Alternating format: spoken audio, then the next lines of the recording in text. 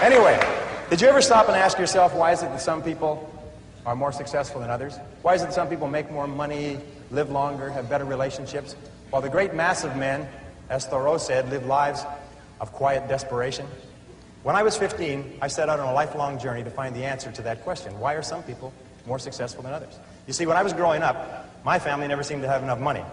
My parents grew up during the Depression, and I heard the same things over and over again throughout my childhood. We can't afford it. We can't afford it. We can't afford it. I don't know if you heard that when you were growing up. It seemed to be the national anthem. I was not a great student. I passed out of high school when I was 18. I say passed out because, rather than graduated, because that's what happened. I passed out in the half of the class that made the top half possible. The person in front of me, and there's a lot of people out here in the same half, the person in front of me on the stage and the person in back of me received diplomas, and I got a leaving certificate. When you open it up, it says, goodbye. And that's what they meant, goodbye, don't ever come back. Anyway, since then I've traveled and worked in more than 80 countries on 6 continents. I've sailed on all the great oceans. I've been around the world 2 or 3 times. I became fluent in French, German, and Spanish, as well as learning to get along in several other languages. When you need to eat, you learn. Anyway, I started off as poor as I could be, searching for the secrets of success. And over the years, I've read and studied for over 30,000 hours in business, economics, psychology, philosophy, religion, metaphysics, and history to find the secrets of success. And I'm happy to say that I eventually found the answers I was looking for. Today, I live in a $1 million house on a golf course in Southern California, and I have business interests in 9 countries. Today, I know and I've proven that success in any field, including this field, is as predictable as the sun rising in the east and setting in the west. And my purpose in speaking with you today is to share with you some of the most important things I've ever learned. However, as Aristotle once said, you can't teach a person something that they don't already know. You're already high achievers and great successes in your careers. You're already the cream of your profession. So many of you already know what we're going to talk about, and the rest of you will recognize these principles as soon as you hear them. About 5 years ago, I met a wise and wealthy man who had spent his entire life studying success. And he'd reached a clear conclusion concerning the reason for success in life and especially in business. He's dead now, but I'll never forget what he told me, because I immediately recognized that he put the finger on my reason for success and yours, as we'll talk about in a minute. He said the key to success was to set a goal and then to stay with it until you achieve success in at least one important thing. He said that your subconscious mind will then accept that success experience and store it as a pattern, like a template. And then from then on, your subconscious will drive you and direct you and guide you to repeat the pattern of success in other things that you attempt. Another way of saying it is that nothing succeeds like success. Psychologists have demonstrated that achievement brings you a natural high. Once you've experienced your first great success, then not only are you unconsciously programmed to repeat it, but nothing else will ever give you the same wonderful sense of satisfaction. And all high achievers know that. Anyway, I learned the truth of this idea many years ago when I first started traveling. I spent 8 years traveling around the world. And in many ways, a trip or a journey is a metaphor for life. My first big trip was that, and much, much more. It had such an enormous impact on me that I've never really gotten over it. My whole life has been different as a result of what I call the Sahara crossing. Let me tell you about it. When I was 18, 3 friends and I decided we'd go off and see the world. We were well out of high school, and we were laboring in sawmills on the West Coast. This is in 1963, and a lot of our friends were heading for Europe to travel around with backpacks. So we decided to do something different. Nobody else was going to Africa, so we decided we'd go to Africa. Of course, it never occurred to us to ask why it was that no one else was going to Africa. And that was our first mistake. After working and saving for a year, the 4 of us piled into an old 1946 Chevy and drove out of Vancouver, bound for Montreal via Toronto. Actually, we just passed a couple of blocks from here on our way on that trip. It was late at night when we left. It was pouring rain. We were all 20 years old, and we were off to see the world. Anyway, I learned later that almost every great venture begins with an act of faith, like driving into the dark, into the unknown. In a way, nature protects us by shielding us from knowledge of the difficulties and obstacles that lie ahead. Because if we really knew all the problems we would face, the setbacks, the suffering, the temporary failure, and the disappointments, many of us would hesitate about ever even starting out at all. And our plan was to drive across country to Montreal, get jobs on ships to work our way across the Atlantic, and then head south across Europe to Africa. Pretty basic plan. However, as it happened in Montreal, one of the guys decided to give up and go home, and so he left us. Well, that left 3. The other 2, after 1 day, I still remember that, after 1 day of looking for work on the waterfront, decided to quit. decided to quit trying and to spend their limited savings to pay their way across the Atlantic rather than to work their way. I tried to talk them out of it. I told them that quitting is a habit. If you quit the first time you run into difficulties, you'll always quit when the going gets rough. You will, in effect, establish a pattern for failure rather than a pattern for success. But their minds were made up, so we split our savings and they took passage on a ship to England. I worked on a construction site in Montreal, hauling heavy things for the entire winter, and then I got a job on a Norwegian freighter out of Halifax in late February and arrived in England in mid-April. As I had predicted, my friends had quit and stayed in England working at odd jobs. However, we soon made up, good buddies again, and once more we headed for Africa. At this time, all we had was an 8.5 by 11-inch page about this size that had Europe and Africa all on the same map, on the same page. And it seemed to be a very simple thing to go from London, which was up here, to Johannesburg, which was down here. And it's just one page. And I mean, we sort of drew a straight line, and we thought, well, oh yes, there was a little orange part right across sort of a band right through the middle there called the Sahara Desert. But we thought, well, we'd just whip over that and get down to the green part on the map. There's no problem. Without a word of a lie, this is true. We didn't stop to think that the total distance was about 8,000 miles. See, we were big picture people. We didn't let ourselves get bogged down with details. We were young and we hadn't learned that it's the details that get you every single time. So we took a train down to London. There we bought bicycles. See, we'd never heard of anyone riding from London to Johannesburg on bicycles, so we decided that we would do it first and become famous. That was another mistake. We soon learned that when you ride bicycles across France in the springtime, you find that the hills are all uphill and the wind is always in your face. So likewise, I found that when you embark on any new venture, you often find the same thing. Everything seems to go wrong, usually at the worst possible time and in the worst possible and most expensive way, like starting a new business or a new career. Anyway, after 2 weeks of grinding along on bicycles, uphill the whole way, which seems like a geographical impossibility, but it's true, we said, the heck with this. We loaded the bikes on a train and we rode across France and Spain to Gibraltar. There we sold the bicycles and bought a Land Rover with our last dollar. We had definitely learned why no one had ever crossed Africa on bicycles. It was darn near impossible to cross France on bicycles. Europe on bicycles. Anyway, so now we had a little problem. We were out of money. We'd exhausted our meager finances buying the Land Rover, and we didn't have enough money for fuel and equipment. So we all sat down. We considered ourselves great writers at that time. We all sat down and wrote letters to everybody that we knew, pleading for money, telling them how desperate our situation was. Sitting here looking across the Straits of Gibraltar to Africa. All we needed was just a little bit of money to get us over there. Anyway, eventually we got a little bit of money here and a little bit of money there, and then we got one big score. I'll never forget this. An uncle of Jeff's that he'd only seen once in his life sent us 100 pounds. 100 pounds at that time was $300, worth more than $1,000 today. And we were ecstatic. We were saved.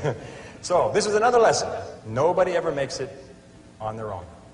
One of the great lessons of life. We all need help from others to get over the rough spots on the journey of life.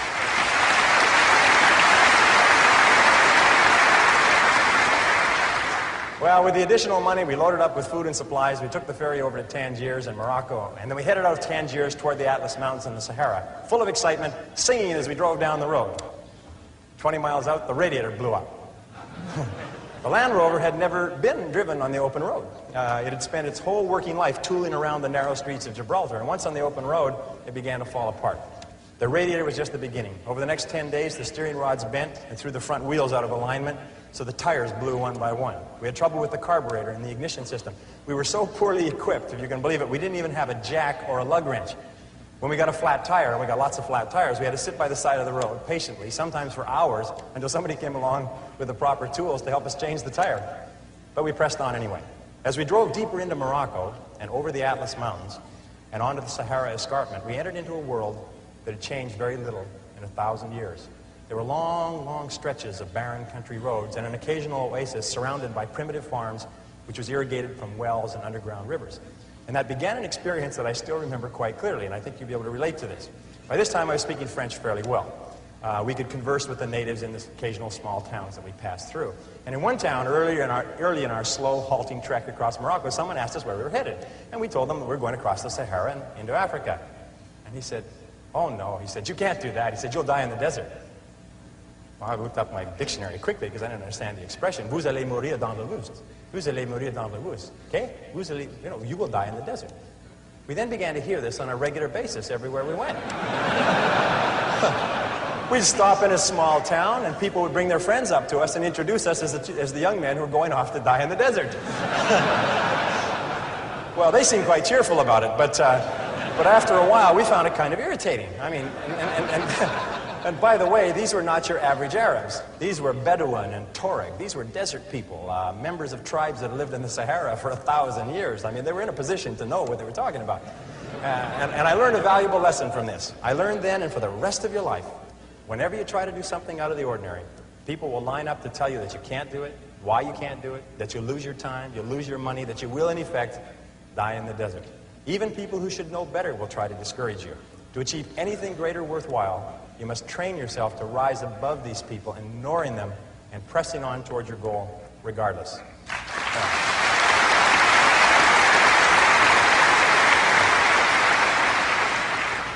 Geez, you're great guys. I love it.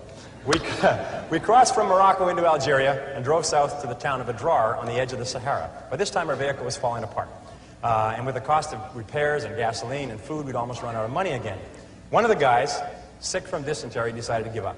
He took his money and his belongings and he hitchhiked to the Mediterranean, 500 miles north and then back to England. That left two of us. We began wondering, what are we doing here?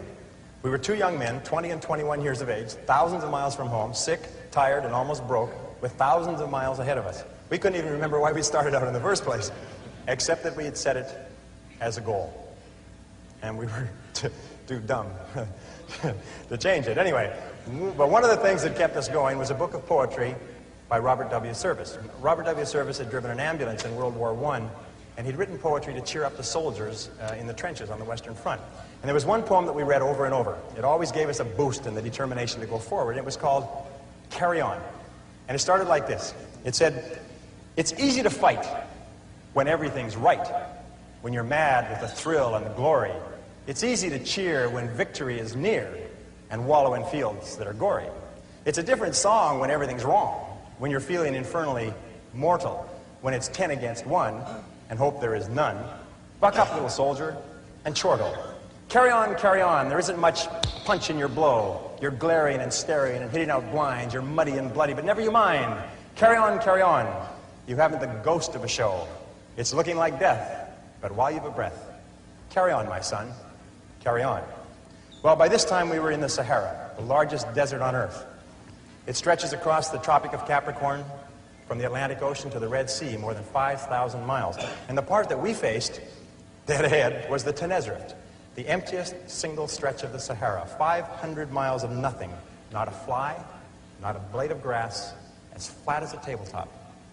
500 miles. The enormity of what we had embarked on finally began to sink in.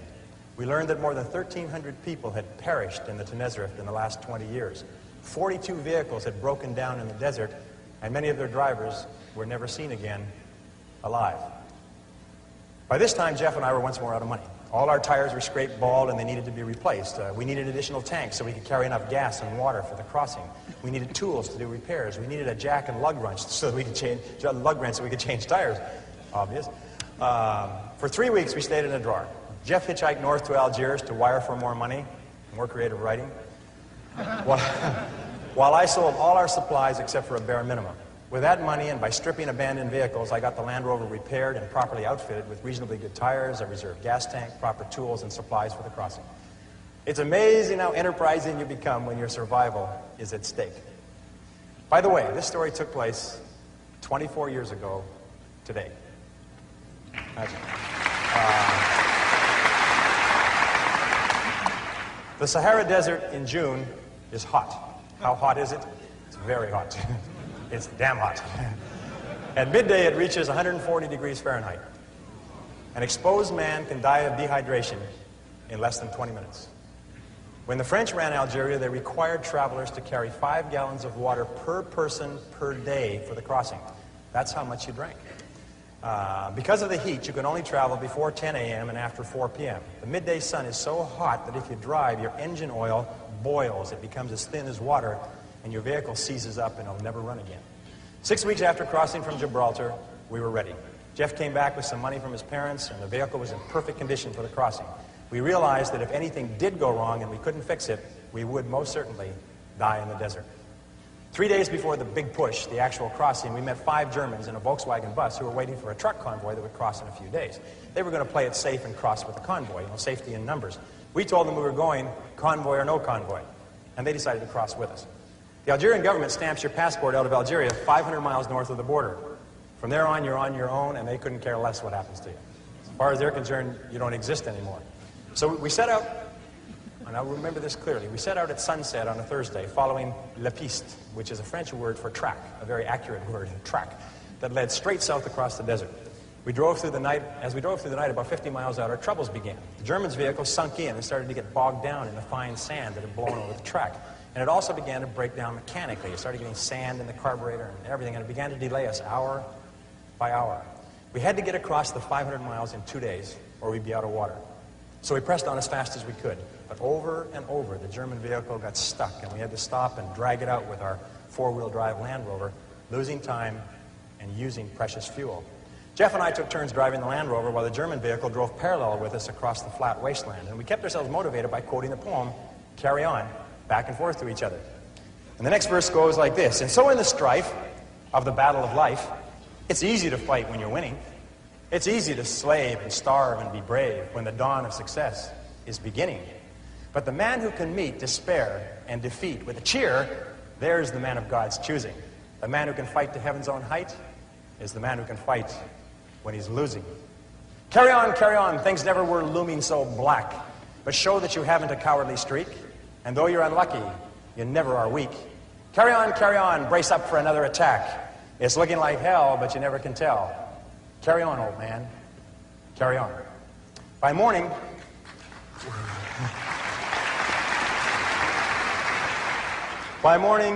we had only made 150 miles, and we were all exhausted and a bit tense. There was an abandoned army fort in the middle of the desert, and we had hoped to shelter there from the midday sun in one of the empty buildings, and now it was too late. The sun had begun its implacable climb up the eastern sky. Still, we hurried on. So fortunately, you couldn't get lost crossing the Sahara in the daytime. The track across the desert is marked by black 55-gallon oil drums located every 5 kilometers, which is exactly the curve of the Earth's surface.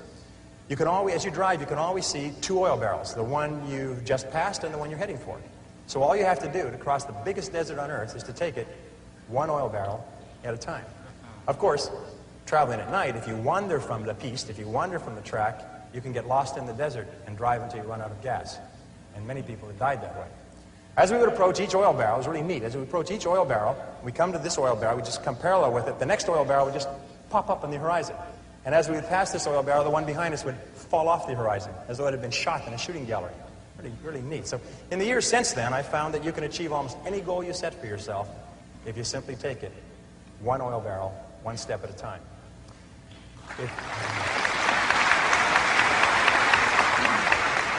If you go as far as you can see, you will then see far enough to go further.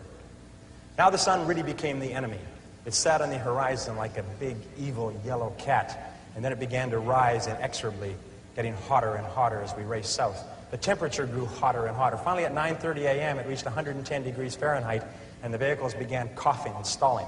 We signaled between the 2 vehicles and agreed to stop and wait out the heat, right there in the middle of that 25,000 square mile parking lot.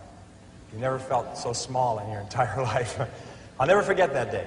Hour after hour, we sat in our vehicles like sitting in a bake oven, prostrate from the pounding heat of the sun that reached 140 degrees Fahrenheit by noon and seemed to stay there forever. We drank quart after quart of water, our throats going bone dry minutes after gulping down a full canteen.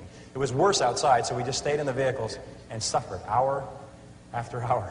Finally, as the afternoon wore on, the temperature slowly began to fall. By 4 p.m., it was down to 105 degrees. When it finally got below 100 degrees Fahrenheit at 5 p.m., we started on. But now we were racing the clock. We only made about 200 miles in the last almost 24, and we still had 300 miles to go. There was a small oasis, an army post on the other side of the desert, and we knew we had to get there before the midday sun caught us again. We hadn't slept since Thursday morning. It was now Friday evening. We pushed on over the desert, but the Germans' vehicle kept breaking down. All night, exhausted, we worked to get the Volkswagen bus with the Germans across to the other side. We were both desperate and scared. We knew that we could not last another day. Our water was almost gone. When the sun rose slowly on Saturday morning, we were still struggling with the Germans' vehicle. Finally, at 9 a.m., with 20 miles to go, their vehicle broke down for the last time. We quickly abandoned it. We loaded the 5 Germans in the back of the Land Rover and headed for the fort and the oasis. An oasis, by the way, is a place where there's one well with a bucket. That's an oasis. It was further than we thought, but we made it just before the heat forced us to stop. We were all aware of how close we had come to actually dying in the desert. Those Arabs knew what they were talking about. So we sat out the heat that day in a native hut near the fort, and then we went back that evening and towed the Volkswagen bus into the army post. We had done it. We were over the Sahara. We hadn't slept for...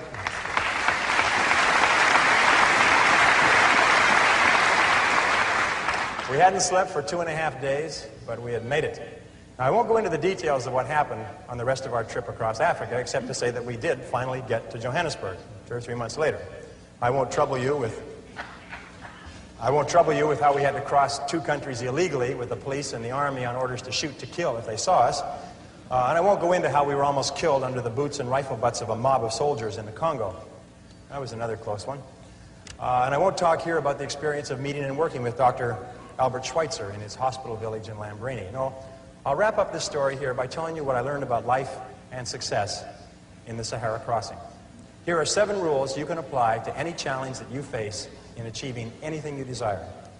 Rule number 1, the most important key to achieving great success is to decide upon your goal and then launch. Get started, take action, do something, move. A 12-year study at Babson College concluded that the act of taking the first step is what separates the losers from the winners, or the winners from the losers. We set out at the age of 20 with $300 each to cross 3 continents and travel 17,000 miles from Vancouver on the west coast to Johannesburg in southern Africa. And we made it in just under 12 months. But the most important step was the first one. All the rest followed from that. Number 2, once you've launched towards your goal, never consider the possibility of failure. The Germans have a saying, it's immer vorne, nie zurück. Immer vorne, nie zurück. And it means always forward, never backward. Always forward, never backward. Never consider the possibility of failure. Every person here is here because they refused to quit when the going got rough. Your ability to persist in the face of setbacks and disappointments is vital to all great achievement, and it's always a decision that you make. It's not the external environment, it's always the internal environment. Number 3, the biggest goal in the world can be accomplished if you just take it 1 oil barrel at a time. Thomas Carlyle once wrote that our great business is not to see what lies dimly at a distance, but to do what lies clearly at hand. The only time you will ever have is now.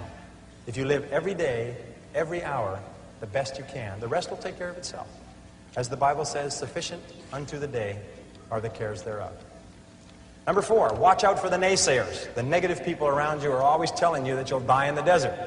Get around positive people. Get around winners like people in this room. Fly with the eagles and refuse to listen to objections and reasons why you can't succeed. Someone once said that if every possible objection must first be overcome, nothing will ever get done. And truer words were never spoken. Number 5, welcome obstacles and difficulties as valuable and inevitable steps on the ladder of success. Remember, the difficulties come not to obstruct, but to instruct. Difficulties come not to obstruct, but to instruct. Our trip to Africa was one problem after another. We ran out of money over and over. We strained every muscle of our bodies trying to ride bicycles across France and Spain. Our Land Rover broke down again and again. We suffered from dysentery and heat stroke and exhaustion. But when it was time, we were ready for the Sahara crossing. In retrospect, we saw clearly that without the lessons that we had learned from our mistakes, we would have surely died in the desert. And when you look back on any achievement, you will find it was preceded by many difficulties and many lessons. They are the price that you pay for your success, and no success is possible without them. Number 6, be clear about your goal, but be flexible about the process of achieving it. Be willing to change, to try something new. Keep your mind open and fluid and flexible. Be willing to accept feedback from your environment and correct your course. This is a key quality of peak performers. They're not rigid, they're flexible. Remember, it's not what you have, but what you do with what you have that separates winners from losers. It's not what happens to you, but how you respond to what happens to you that counts. In the final analysis, your response to the adversity of life is the real measure of who you are and what you're made of. The Greek philosopher Epictetus once said that circumstances do not make the man or woman, they merely reveal him to himself. When you find out who you really are when you face adversity. And remember, number 7, the last rule is, nobody does it alone. At every step on our journey across Africa, people helped us with advice and with food and with assistance and with money, but especially with warmth and with kindness and with generosity. When life is over, it will be the people that we lived and laughed and loved with that we remember more than anything else. So don't be afraid to ask for help from others. It's a mark of strength and courage and character. And don't be reluctant to give of yourself to others generously. It's the mark of caring and compassion and personal greatness. The reason the Sahara story was so relevant for me was that because after the Sahara, I never felt that there was anything I couldn't do. I felt programmed for success for life, although it took me many years to understand it. And the reason why this story may be of interest to you is because I believe that everyone has a Sahara to cross, perhaps more than one. Many of you are crossing your own Saharas right now. Everyone eventually goes through periods of great difficulty, their own private hells, their dark nights of the soul. But it is by facing whatever life gives us with courage and determination that we grow more surely toward the stars. Let me leave you with the last verse of Carry On. There are some who drift out in the deserts of doubt, and some who in negativity wallow. There are others I know who in piety go because of a heaven to follow. But to labor with zest and to give of your best for the sweetness and joy of the giving, to help folks along with a hand and a song, why, there's the real sunshine of living. Carry on, fight the good fight and true. There's big work to do. Believe in your mission, greet life with a cheer. There's big work to do, and that's why you're here. Carry on, let the world be the better for you. So at last when you die, let this be your cry. Carry on, my soul, carry on. Ladies and gentlemen,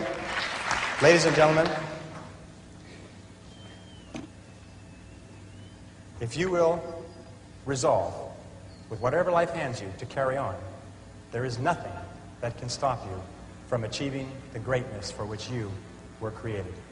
Thank you. Here.